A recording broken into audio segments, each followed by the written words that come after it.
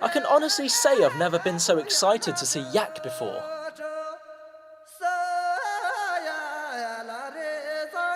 Oh my god! Bloody hell, I think I'm in a bit of a danger zone.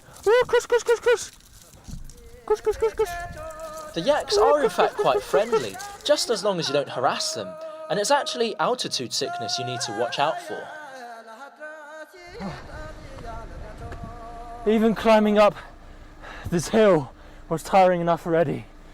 Remember, 4,718 meters above sea level. 师傅，走吧，走吧。哎呦。 When you're up at high altitudes, it's important not to get too excited. I'd highly advise against running and jumping around, because I did, and afterwards my head felt like it was being crushed in a vice. Medicines like Hongjingtian can help, but it's best to just rest well and not overexert yourself. Luckily for me, I dozed off for a while and woke up a lot better. We're still 4,000 meters above sea level. I'm so hungry I just wanted to grab a yak and bite into them, but we finally found a place to eat. 我看你们吃的非常香哈，非常好吃啊，很好吃哈。对的。你们是从哪来的？我们从香港来的。香港。对呀。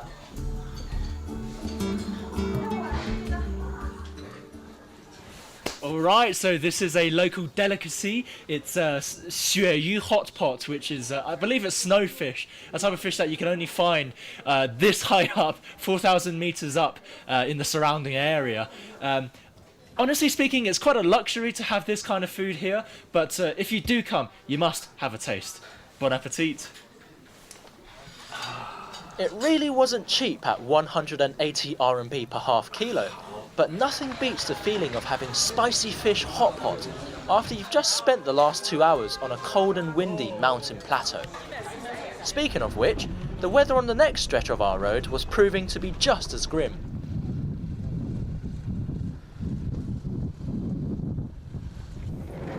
Oh! When we're this high up in the mountains, the weather changes drastically, and down there is Litang. I can't see it because it's now snowing, but very soon we'll be down there, the world's highest town.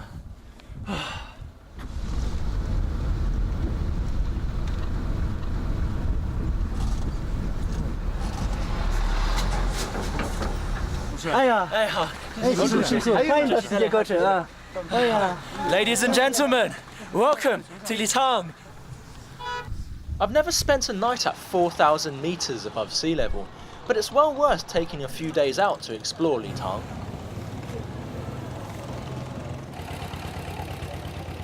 I didn't expect Litang to be this busy, and walking down the street you can still see the locals wearing their typical Tibetan outfits, and even the culture here is very well preserved. But you still can find hotels and hostels, but if you do stay here, I would highly recommend that you don't shower on your first day so you don't fall ill.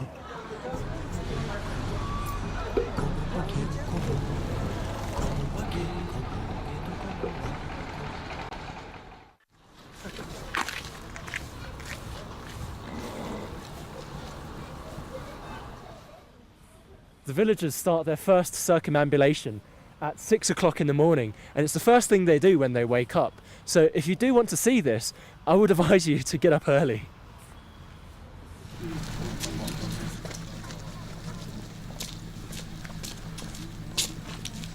A circumambulation is basically the act of walking around a sacred object such as a stupa, and I was told the best place to see this is here at Baitar Park. People do these circumambulations in order to gain merit for a better rebirth, and they also spin prayer wheels along the way, which have the same effect as reciting mantras.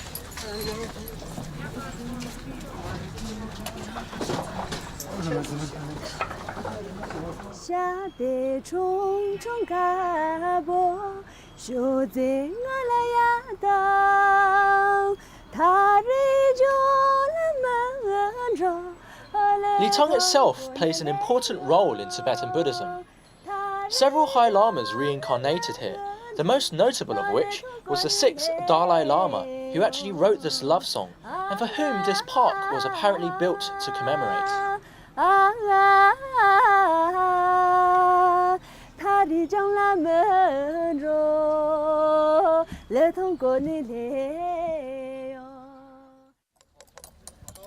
So we're at the entrance of the Changqingchun Ke Lamasery here in Litang, and these guys are here busy working on their mani stones, and this is pretty cool. And over there you can see this massive mound of mani stones and a huge chorten as well. I'm going to go inside and have a look at the lamasery. You'll often find piles of these colourful mani stones lying around. Most are inscribed with the 6-syllable mantra of Om Mani Padme Hum, the mantra of the Bodhisattva of compassion. I've read that pilgrims carry these sacred stones and deposit them all over the landscape as votive objects. They're dotted around rivers, mountain passes, and in particular, near places of religious importance.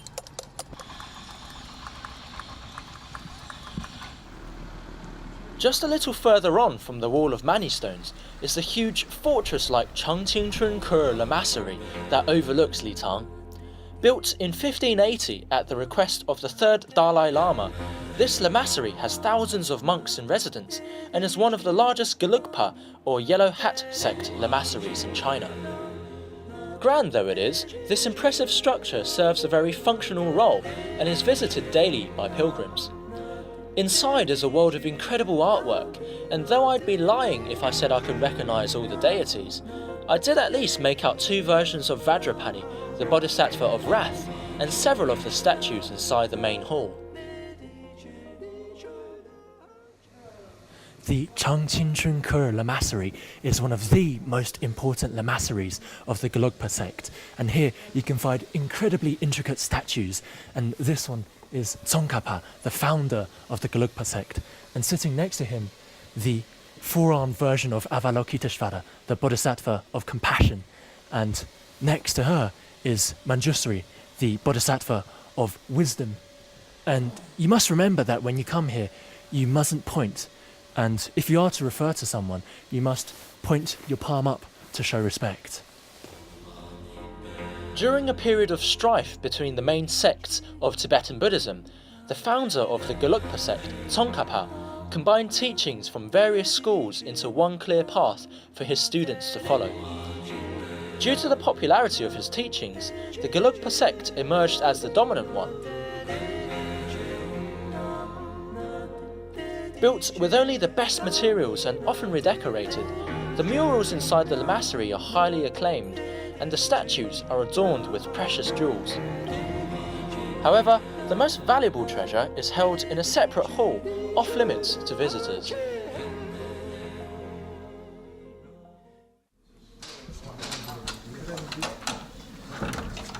When King Songtsen Gampo, the man credited with bringing Buddhism to Tibet, married a Nepalese princess in the 7th century, she brought with her an exquisitely decorated statue of the Sakyamuni Buddha.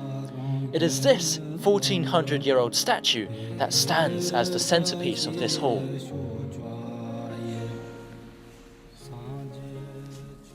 Oh wow, this is nice.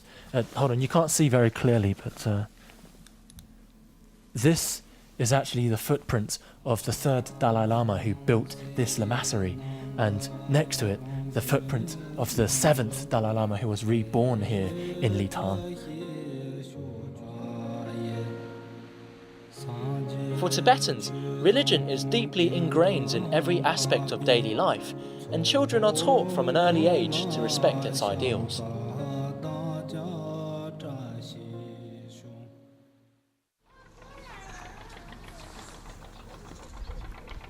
And of course, religion becomes all the more important on that most special day.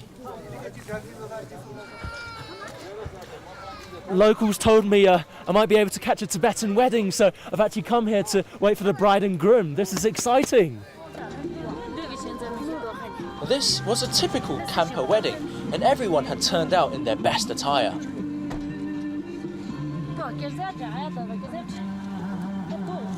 Khampas are one of the 3 main subgroups of Tibetans, and their men are known for being handsome and fearless, and their women for being beautiful. 拉带当下大个师兄，确切一看了这当一个师兄。 They also take pride in their clothes, and the dress code today includes elaborately decorated robes and headwear and jewellery made of real gold, coral and other precious stones.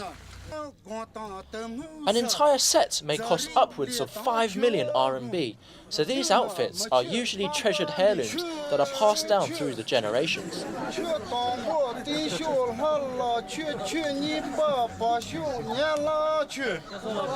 They're all family members such as brothers and uncles, and one was appointed to read out rites and perform ritual offerings.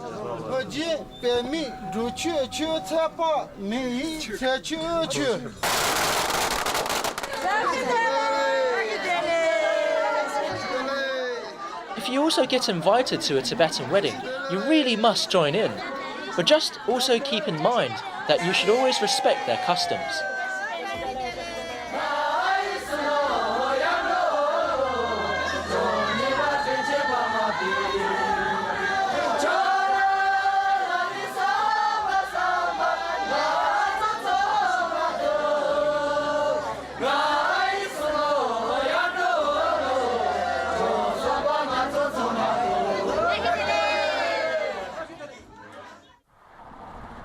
All in all, Litong had been fantastic to us, and I feel like I've come away with a much better understanding of Tibetan culture.